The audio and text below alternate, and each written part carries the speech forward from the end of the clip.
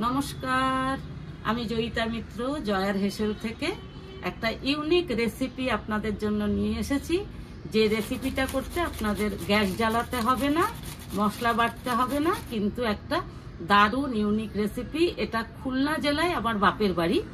এই সময় অঘ্রাণ মাসে ওরা একটা আইটেম করে যেটা হচ্ছে ছাতু বলা হয়, কিন্তু ছাতুটা মন্ড তৈরি করে করে রেখে দিতে হয়, 7-8 দিন অবধি খাওয়া যায়, ওটা কোনো নষ্ট হয় না। আজ আমি সেটাই দেখাবো। এটা করতে আমার 4টে জিনিস লাগবে।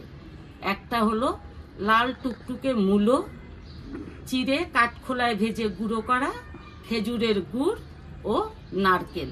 এখানে আমি খেজুরের গুড় ও জল ছাড়ানো মূলো নিয়েছি। মূলোটা সকালবেলায় ঘষে নিয়ে কাপড়ে পুটুলি বেঁধে রেখেছিলাম। এখন বিকেলবেলায় মূলোর সব রস চলে গেছে। এবার মূলো ও নারকেল প্রথমে ভালো করে মিলিয়ে নিতে হবে, মূলো আর খেজুর গুড়। এবার দিয়ে দিলাম আমি কোড়ানো নারকেল। আমি এখানে 3টে নারকেল কুড়িয়ে নিয়েছি। এবার এই 3টে ইনগ্রিডিয়েন্টস খুব ভালো করে মেখে নিতে হবে। এই 3টে ইনগ্রিডিয়েন্টস মেলানোর পরে এর মধ্যে দিয়ে দেব চিড়ের গুঁড়োটা। তাহলেই আমার তৈরি হয়ে গেল গোল্লা পাকিয়ে মূলোর ছাতু।